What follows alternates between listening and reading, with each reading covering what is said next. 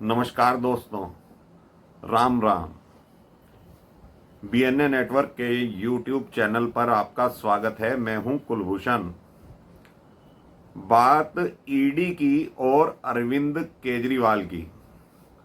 कल 5वां समन जारी हुआ और जिस तरह से पहले से ही आम आदमी पार्टी के प्रवक्ता केजरीवाल का बचाव करते आ रहे हैं, कल भी बचाव किया गया।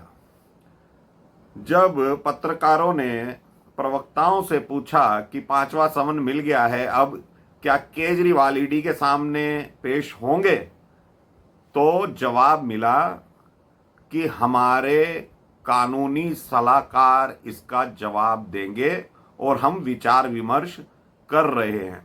अभी थोड़े दिन पहले हरियाणा में एक रैली करी थी केजरीवाल ने, उसमें भगवंत मान भी शामिल थे जो पंजाब के मुख्यमंत्री हैं। तो वहां पर केजरीवाल चीख चीख के चिल्ला रहा था, ईडी सीबीआई मेरा कुछ नहीं बिगाड़ सकती। अगर मेरी 5 मांगे मान ली जाएं तो मैं राजनीति छोड़ दूंगा, और ईडी अगर मुझे गिरफ्तार भी कर लेती है तो मुझे कोई जेल ज्यादा दिनों तक नहीं रख पाएगी, क्योंकि मैंने कोई भी गुनाह नहीं किया है, कोई दिल्ली में शराब घोटाला नहीं हुआ है। बीजेपी वाले ये चाल खेल रहे हैं। बीजेपी दफ्तर से ही ये समन जारी होते हैं। बीजेपी वाले ईडी को बताते हैं कि कब समन भेजना है, तो 4 समन इस व्यक्ति को पहले मिल जाते हैं और नए नए तरह तरह के बहाने ये अब तक बनाता रहा है। लेकिन अब जब 3 दिन से ईडी पूरा चक्रव्यूह रच चुकी है लालू यादव के खिलाफ, तेजस्वी यादव के खिलाफ, और हेमंत सोरेन जो कि झारखंड के मुख्यमंत्री हैं, झारखंड पूर्ण राज्य दर्जा प्राप्त है, वहां के मुख्यमंत्री को भी गिरफ्तार कर लिया जाता है। तो ये केजरीवाल झारखंड के मुख्यमंत्री जो हैं हेमंत सोरेन, उनको अपना गुरु मानता आया है। जिस तरह से हेमंत सोरेन 10-10 समन को इग्नोर करते रहे, कूड़ेदान में फेंकते रहे, उसी तरह केजरीवाल ने भी 4 समन का जवाब इस तरह से दिया कि ये गैर कानूनी है। अरे भाई केजरीवाल साहब, कोई संस्था आपको समन जारी करती है और वो गैर कानूनी लग रहा है आपको, क्योंकि आप एक संवैधानिक पद पर भी बैठे हैं, तो आपको कोर्ट जाना चाहिए। जनता के बीच में ये कहना कि ये गैर संवैधानिक है तो उस संस्था की साख खराब होती है। लेकिन तुम्हें तो राजनीति करनी है, तुम्हें तो विक्टिम कार्ड खेलना है। जब हेमंत सोरेन को कल गिरफ्तार कर लिया गया तो केजरीवाल और अन्य 4 लोग जो इसके प्रमुख लोग हैं, इन्होंने रात के 12:30 बजे तक मंत्रणा की है कि किस तरह से ईडी को अब जवाब दिया जाए। अभिषेक मनु सिंघवी अरविंद केजरीवाल के वकील होंगे, क्योंकि संजय सिंह के और मनीष सिसोदिया के भी वकील अभिषेक मनु सिंघवी हैं। लेकिन दिल्ली शराब घोटाले में नीचे से लेकर सुप्रीम कोर्ट तक किसी को जमानत नहीं मिली है इन दोनों में से। तो केजरीवाल कपिल सिब्बल का दरवाजा खटखटाने लगे।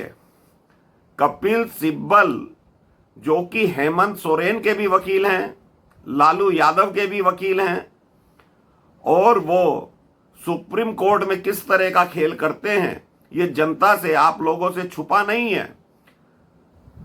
कपिल सिब्बल हो, दुष्यंत दवे हो, या अभिषेक मनु सिंघवी जैसे वकील हो, ये जब कोर्ट में खड़े होते हैं, इनके पास ज्यादातर केस भ्रष्टाचारियों के मिलेंगे, बलात्कारियों के मिलेंगे, हेराफेरी करने वालों के मिलेंगे, या बड़ी बड़ी इंडस्ट्री वालों के मिलेंगे। ये वकील जब खड़े होते हैं सुप्रीम कोर्ट में तो इनका वहां सिक्का चलता है। भले ही कुछ मुद्दों पर चाहे वो राम मंदिर का मुद्दा हो या धारा 370 का मुद्दा हो, वहां कपिल सिब्बल की नहीं चली। लेकिन बहुत से केस ऐसे हैं जहां कपिल सिब्बल की चलती है। आप सबने देखा होगा, इंडी अलायंस में लालू यादव हर बैठक में भाग लेते रहे, लेकिन उन्हें बीमारी के बहाने बेल दिला दी जाती है। तो ऐसे खेल कपिल सिब्बल कर देता है। अभिषेक मनु सिंघवी सत्येंद्र जैन को जमानत दिलवा देता है बीमारी के बहाने। तो ये लोग कल भी हेमंत सोरेन के लिए सुप्रीम कोर्ट में खड़े होंगे, जबकि हाई कोर्ट में भी हेमंत सोरेन ने याचिका लगाई थी जमानत अर्जी के लिए कि जमानत मिल जाए। लेकिन इन दोनों वकीलों ने कहा नहीं नहीं, आप हाई कोर्ट से अपनी याचिका वापस ले लो, हम सुप्रीम कोर्ट से जमानत करा देंगे। तो केजरीवाल, जो कि अब कपिल सिब्बल के बहुत ज्यादा करीब है, मंत्रणा कर रहा है अगर ईडी किसी भी क्षण उसकी गिरफ्तारी कर लेती है कल के बाद, तो क्या कपिल सिब्बल इन्हें सुप्रीम कोर्ट से जमानत दिला देगा।